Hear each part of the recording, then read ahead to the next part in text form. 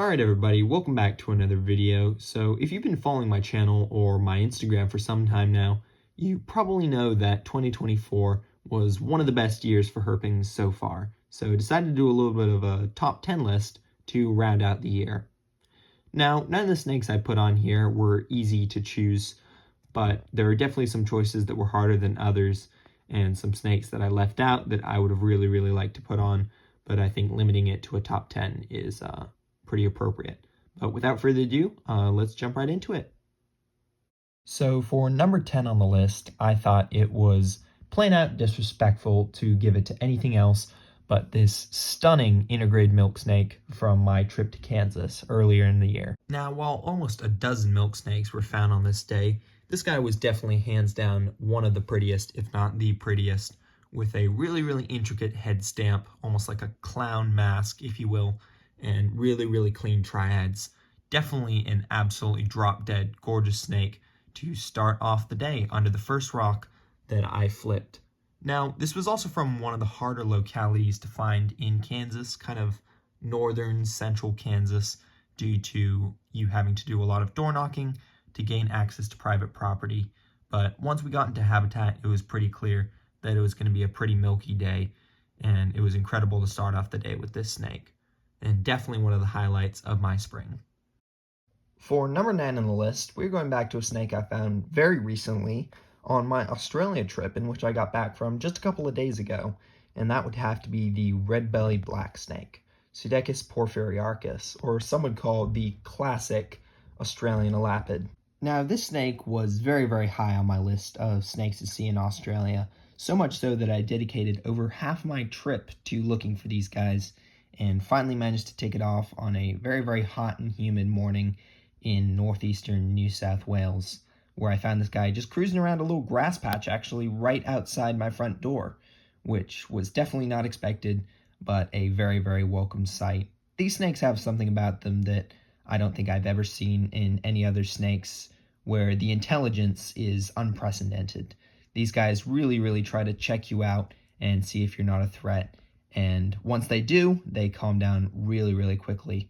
Unlike a lot of the other Australian elapids, like brown snakes or other black snakes, these guys are absolute puppy dogs once they realize that you're not a threat, and that just adds to how awesome they are, on top of being absolutely stunning. I mean, that black and red contrast is unlike any snake that I've ever seen. I mean, maybe comparable to the Ferancia, the mud snakes in the US, but yeah, one of my most awesome encounters this year, for sure.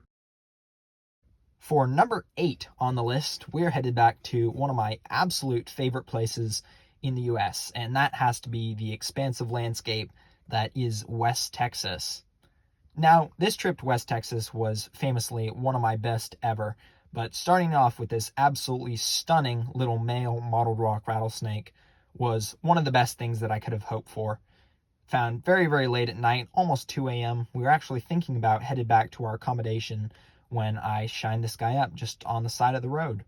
Definitely was one of my highlights of my summer, and an absolutely stunning snake. I really do like these limestone phase ones, and is why we came all the way out to this particular locality.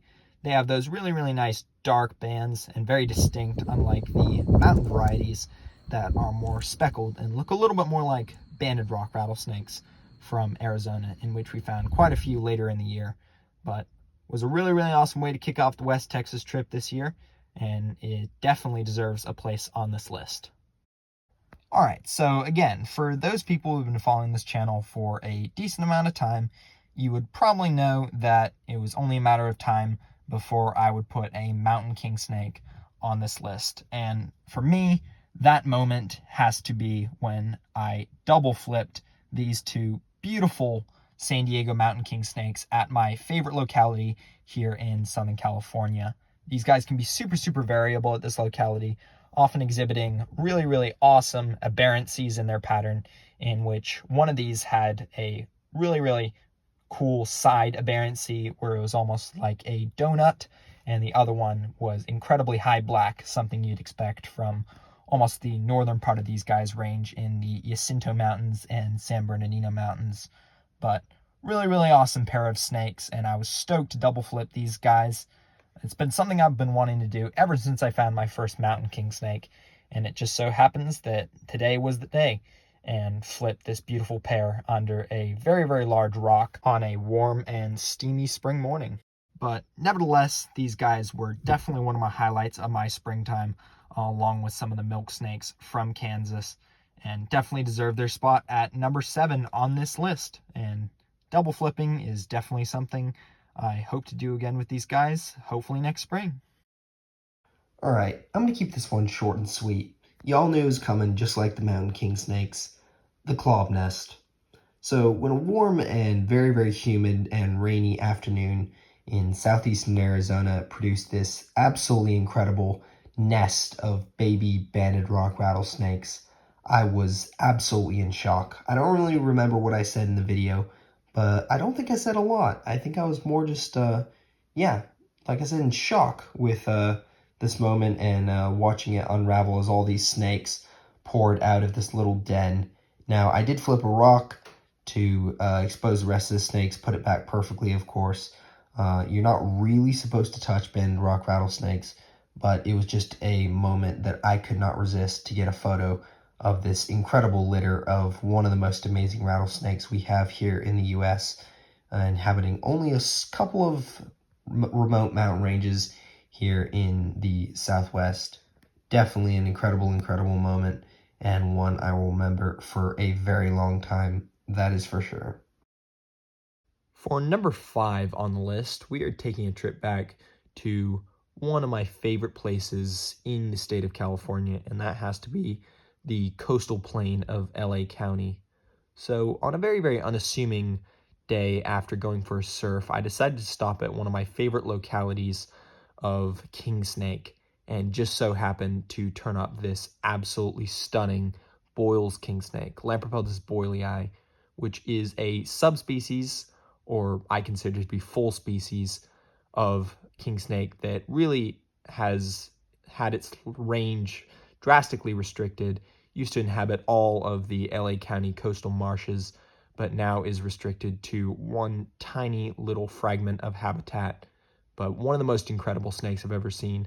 Drop dead stunning, unique, rare, everything you could hope for, and definitely cements its place at number 5 on my list.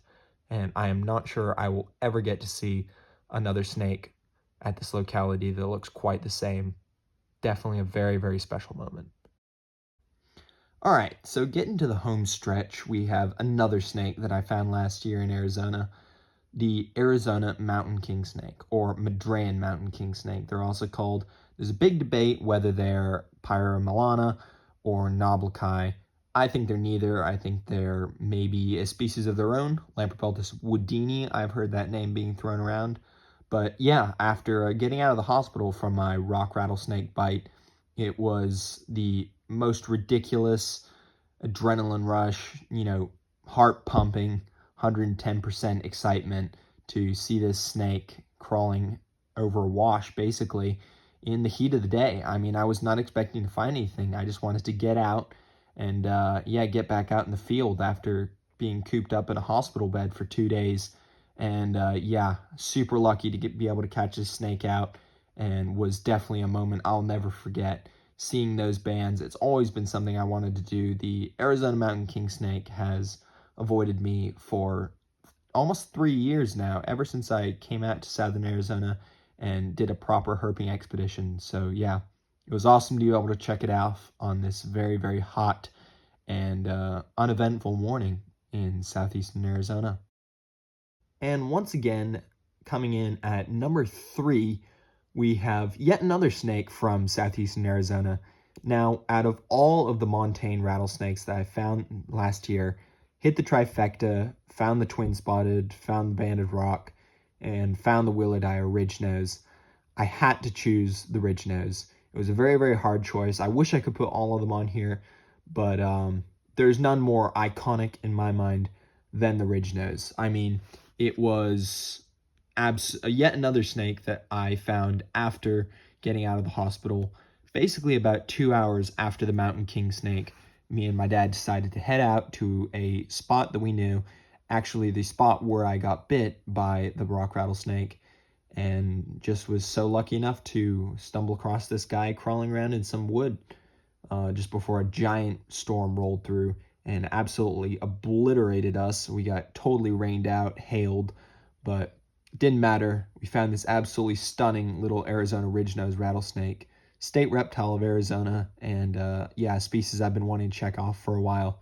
Super beautiful as well. I mean, that face marking, I mean, there's no snake like it. So yeah, it was an awesome experience, and hope to replicate it next year. Now, for number 2 and number 1, it was very, very hard to pick which one which would come in which place, but I ended up ultimately putting the hognose snakes that I found in West Texas last year in number 2. Once again, it was a hard decision, but the snake that comes in at number 1, I think, well and truly deserves its place. However, the 3 Mexican hognose snakes I found in West Texas were 3 of the most incredible snakes of my life. I mean, Mexican hognose snakes, I've been doing trips out to West Texas since I was about 9 years old. And we always cruise Marathon Road, and we have never found a hognose. We have seen Stephen Fallick, one of the herpers, one of the best herpers in West Texas, find one, and he showed it to us a couple years back. But this was my first hognose, or a couple of hognose, that I found by myself. Now, this is an individual that I found at night. However, I did find 2 others if you watch my West Texas series, one in the morning and the other as the sun was going down. But yeah, 3 incredible snakes, and definitely moments I will not forget. And hopefully my first of many Mexican hognose snakes. And finally, coming in at number 1, my favorite moment from 2024, by a long shot, has to be the Chisos Mountains, New Mexico milk snake. Now, normally I don't give out localities. However, in this instance, I'm gonna, just because the chance of somebody going out there and trying to poach this snake from this range is, it's not gonna happen. I mean, these snakes are incredibly rare from the southern Big Bend region of West Texas. They're rare everywhere, but especially, I mean, the amount of records from the Chisos Mountains, you can basically count on one hand. From what I know, there are 3 records now for. Yeah, drop dead stunning snake. I don't know really what to say about it. I think it kind of speaks for itself. I mean, yeah, drop dead stunning, gorgeous.